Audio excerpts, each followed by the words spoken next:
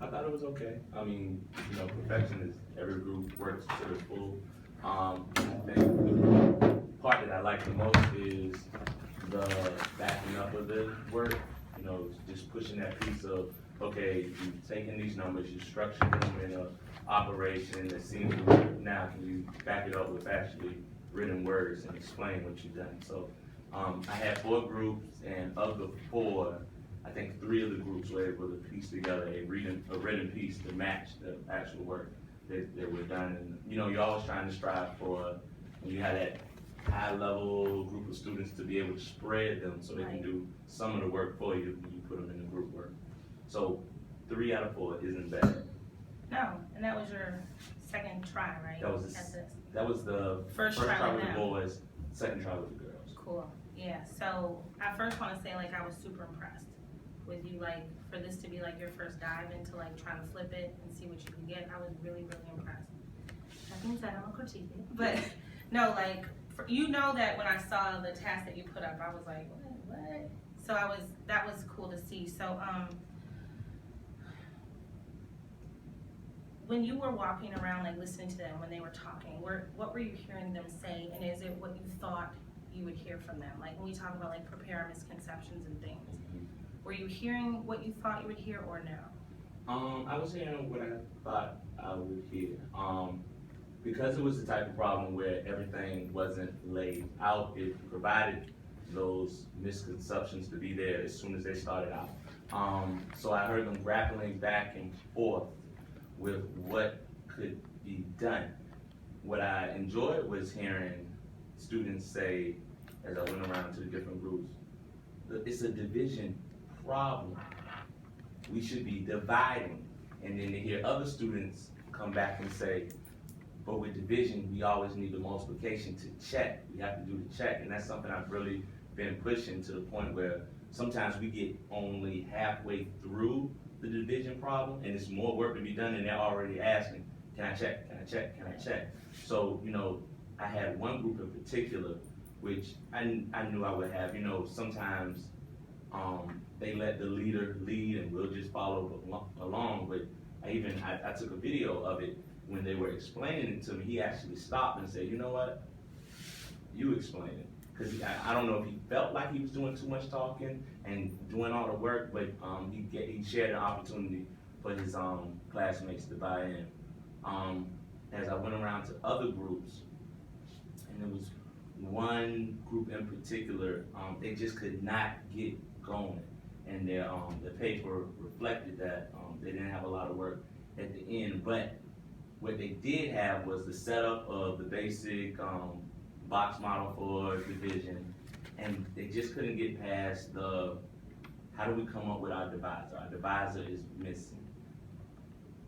And they came up with a divisor of 48, which was larger than the remainder. Right. But what they couldn't settle on was, now that we have this, it was 48, they wanted to multiply by 8. Now that they had that, it's almost like they didn't know, okay, you have 48, you have to multiply to get your dividend. So if you go back and reflect, right, like, what could you plan or have ready to say to them that could have pushed them over that hump and kept them up with the class? Well, when you first introduced it to me, like, hey, flip the lesson, set it up as an inquiry, and I opened it up because it was the first time. I told them beforehand, hey, get your mind right, this maybe seemed like something you hadn't seen before. And they hadn't. We've done division, but we hadn't done it with the potential dividend missing. So I think beforehand I could have given them an easier problem. Maybe a problem that would end evenly without the remainder.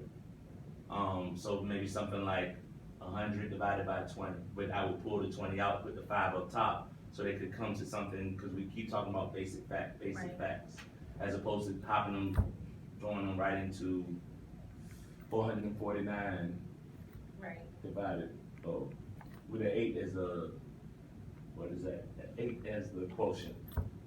So I think I like that you did that. Okay. I like that you had them dive in. I would say don't have a couple of them do it the day before. Okay. And I know that it's scary, you know, like, because you want to be there, you know, that's the reason that we were talking, because of all the scaffolding, and when we looked at the test, you were like, they can do it in the room and not on the test, right? So that's why I was like, which is what everybody was kind of saying, but like, let's dive in and go for it. I don't want you to think about, how do I make the problem easier, right? The idea is that you can have more success in your lesson if you give them a task that they fail at, right? Than one that everybody's like, oh, 20.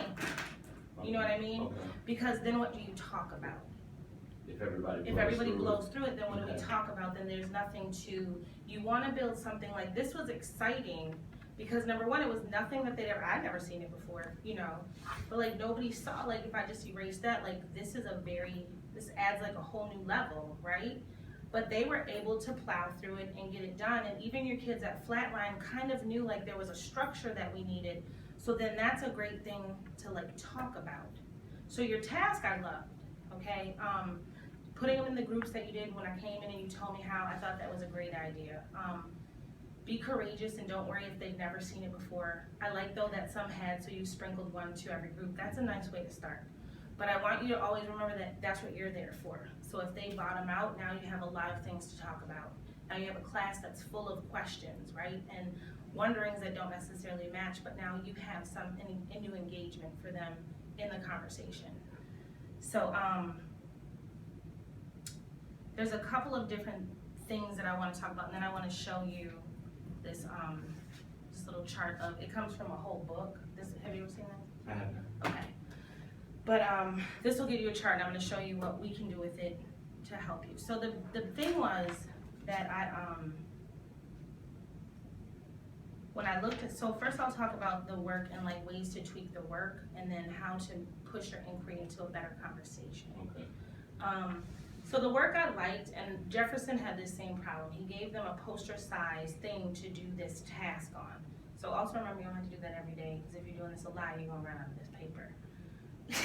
Even though they asked, when we gonna do it again? Right. They asked yesterday, when we gonna do that again? When we gonna do that again? So for what I'm gonna say, I'll show you how you can get rid of this. But at times you'll want this. So what I told Jefferson, what I'll tell you is when you have them working like either on dry erase or scratch paper, whatever, and don't give them that right away. And then all you could have put on here was their actual answers, like giving them a marker, so that you could have hung like each of the things so that they could all look to see whose problem was correct, and like put their work below it, right? So I say that because where you have to still push in this is that when it came time for the conversation, what you did was you hung everybody's up. You did great conversations at tables, okay? But when it came to like, let's roll with this, you stepped in like one step too soon. So that's what this will talk about, is when you're doing the conversation at the table, that's like monitoring what everybody's saying, where the thinking is. Let them, you know, like you did a good job of like letting them kind of grapple before like sort of pushing, and that's where your questions will come in. Is like, what questions do I say? Like as you start to do this more, you'll see kids and where they get hung up, and then you'll know, so what questions can I ask to get so and so like back on track without spoiling the problem. Okay. So, but the thing was, so these 5 practices are anticipating. So that's when you're planning, right? You're anticipating who's going to be successful, who's not. And I'll give you this, and we'll talk about it more when we all meet, when we do the 3 through 5 meet. So it's just thinking about like, who's going to say what, how will they respond to my questions, you know, what are the different ways that I'm going to see my kids do this, okay? Then you get to the monitoring, which is where you're walking around just kind of listening, and you're really just listening, and you have your responses ready from the anticipation for the kids who just get stuck. Like you want them to have a productive struggle, but you don't want, you know, kids like Rakis, like if he can't do it, he's done. He hits the wall, he's out the room, you know, right? So he's somebody that you'd always think of. Like, where do I think he would stumble? Where do I pull him back in? You know, who do I group him with? Things like that. So then when you get here, you can be very quiet, and you kind of record, and you look for who totally got it, who sort of is getting it, it's a little bit shaky, who didn't, who thought of a way that you never thought of, right? Because this will start to pull things out of kids that you never thought of, and you'll be like, well, thank you, right?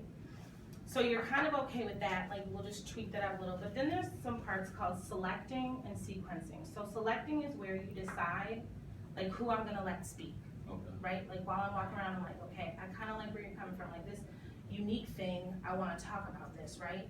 This kid that's usually doesn't get anything or is quiet, but is kind of there, like, okay, I want you to talk, right? Cause I think it'll make, Nevaeh like go crazy and say a bunch of junk, right? So then you think about selecting them and then sequencing them. So how do I put this in order so that number one, everybody stays engaged, right?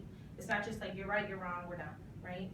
But how do I grow it? What do I say to keep, like, when I'm talking to a kid who doesn't have it right, what do I say in the middle of that so that they keep giving the information and celebrate the portion that they could do until we get to this, somebody totally has it, understands it, and then this extraordinary version, right?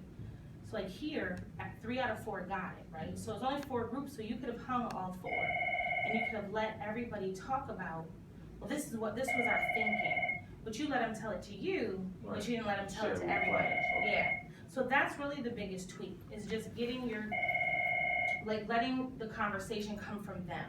Because what you did was, you stood up and you looked at the first one and you were like this.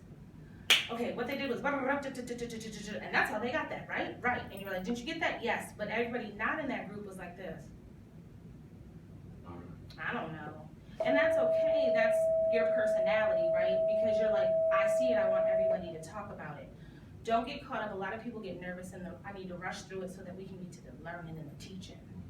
But if you do this right, this is the learning and the teaching. Do you know what I mean? Mm-hmm. Like your energy goes into like them talking about it and you start to see how you need to really authentically scaffold a kid so that they're thinking like, let me just help you push you further in your thinking so that all this stuff that you're pouring into your kids now will translate on the test, right? So,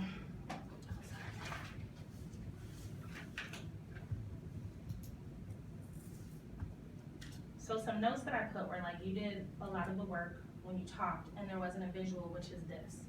Because you are fast, so even if you're not flipping, always, you do a great job of working through stuff. Make sure that you stay visual when you're flipping. Okay.